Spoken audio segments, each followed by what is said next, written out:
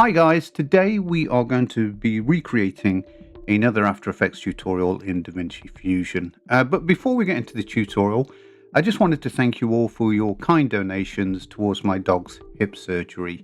The vet unfortunately made a mistake and she now has two right hips. I can only walk her in straight lines, but I can tell you she's a lot happier. Now I need to buy her some new hearing aids, so go down and hit that subscribe button as it really helps out the channel. Right, let's get into the tutorial. So here we are inside of DaVinci Fusion. The first thing I'm going to do is bring in a background node and connect it across. Clicking on the background node, come up to the right hand side and change it from solid color to gradient. And then under gradient type, change it from linear to radial like that. Now what you need to do is you need to get this black point here and just put it in the center of your screen like so. And just pull this out a little bit as well, just to give us a bit more of a gradient. Now that's a bit too dark, so what I'm going to do is click on this black here, and then just change the lightness here. You can see on this sidebar, something about there. That'll do. Right, let's create our text. I'm going to use a 3D world for this, so I'm going to bring in a text 3D, a merge 3D, another merge 3D, and a camera. Let's connect those all across. Now to send this out to our 2D world, we need something called a render 3D. So I'm going to connect that in like that, take the output of that one and put it into our background like so. And it automatically creates a merge. Right, click on your text, come over to the right hand side and type in the text you want to use. So I'm going to type in DaVinci. Go down and change the font color to black. And the first thing you'll notice is we're not seeing anything in the screen. It's a simple thing. What we need to do is click on the camera just here and put it in the left viewer. Now I'm in the top view just here. If you don't see that, if you just right click on that word, it'll bring up the options. What I need to do is just grab this blue bar on the camera and pull it back. So what was happening is our camera was in the same position as our text. Right, let's make our text circular. So click on the text, come over to the right hand side, go to layout just here. And where it says point, what we need to do is change that to circle like that. Now you would think if you wanted to adjust this to correct it that you would just play with these like that, but this actually affects the circle. What we need to do is go to the next one across, this transform here, and play with the Y offset. Get it to where you want it to be.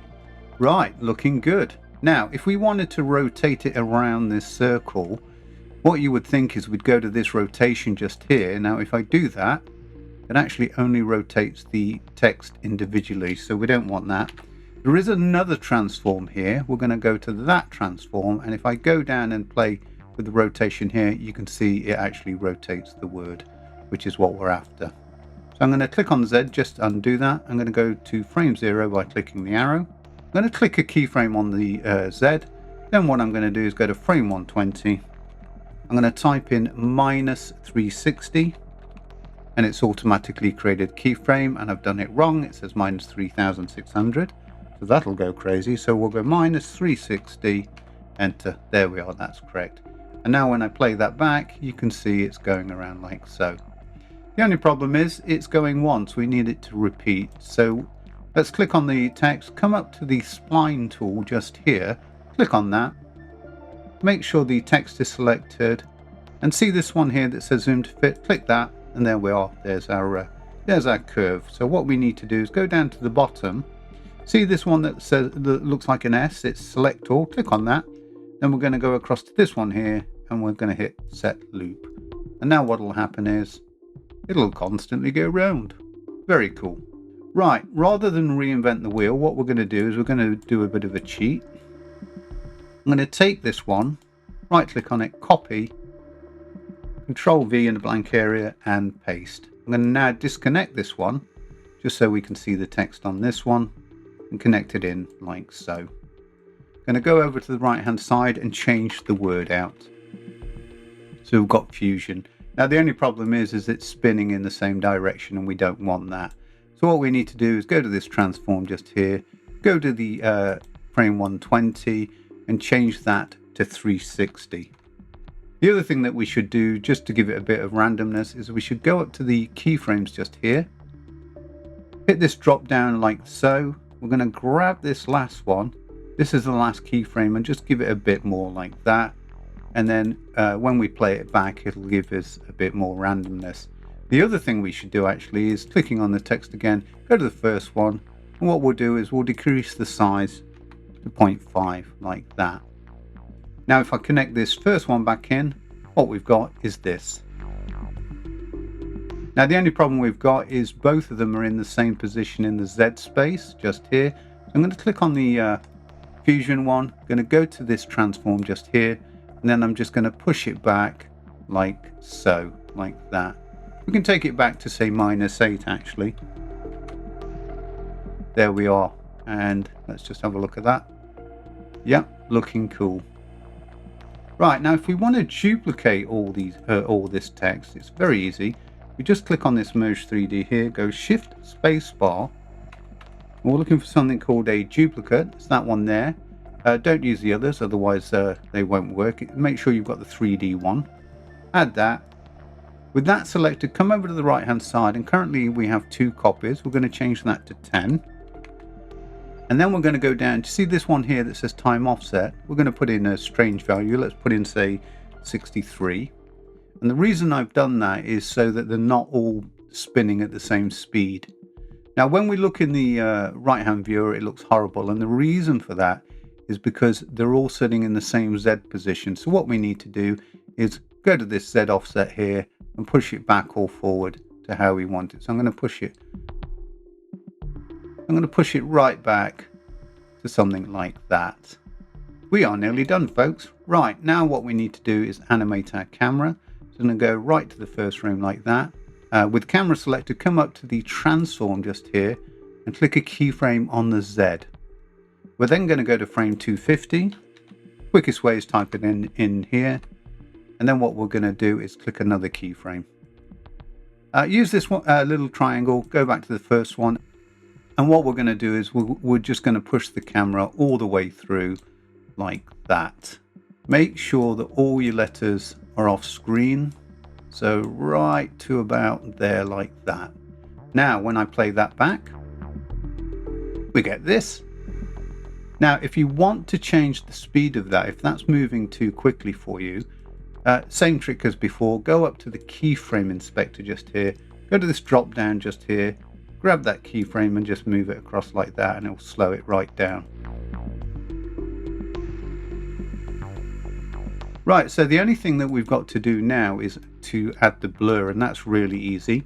What we do now is click on the render 3D just here. If you come up to render type, it says software. We're going to change that to hardware. And then we're going to go down to this one that says accumulation effects. We're going to click on that and click on this one that says enable accumulation effects. And as soon as I do that, everything goes out of focus. So what we need to do is take this blur just here, take it right down, something like that. And you can see as soon as I do that, we get a bit of blur on our text. You can also go into the camera just here and play with the focal length. So currently we've got the focal length set to 35. If I wanted to, I could change that to 14. And then when we go through the timeline, we get this look. What I actually did in the original one was animated the focal length. So let's do that. So I'm going to go to frame 0. Going to put a keyframe in for 14. Going to go to frame 60 by typing it in here. I'm going to change the focal length to 65. And then what we can do is we can actually go to the spline editor just here. Go to turn off the Z offset there. We're only focusing on the focal length. And then we're going to go zoom to fit like that. Go down to our S. And then what we can do, there's one here called ping pong. We're going to do that. Let's play that back and see how that looks. Now there's two things wrong with that.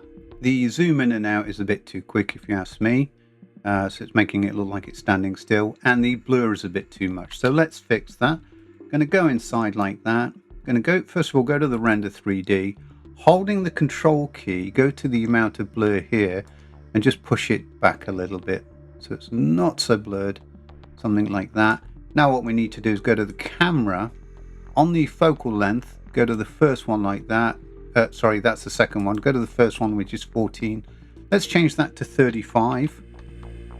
Go to the second one, which is 65. We'll actually keep it as that, but what we're going to do is we're going to go up to the keyframe editor just here, and on the focal length here, let's go zoom to fit. What we're going to do is we're going to grab this keyframe just here and bring it all the way to the back like that, and then it's just a bit more of a subtle effect. Let's have a look at that and see how that works.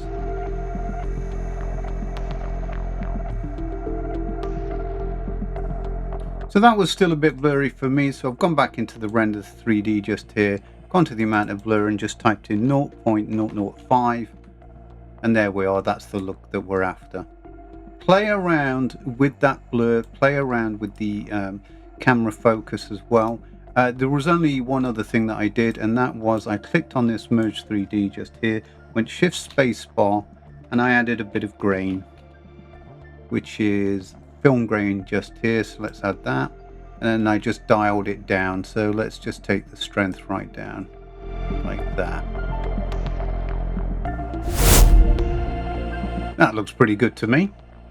I hope you enjoyed this tutorial. If you've got any comments or questions, please leave them below. If you've got any ideas for tutorials, i.e. you've seen an After Effects one that you'd like me to do in DaVinci, just drop me a comment below. You can also download many of my projects from my website. All you need to do is go down, hit the subscribe button, go to my website, put in your email address. Don't worry, I hate spam, so I won't be spamming you. And you can download many projects from there to play around with. Again, I hope you enjoyed this tutorial, and I will see you in the next one.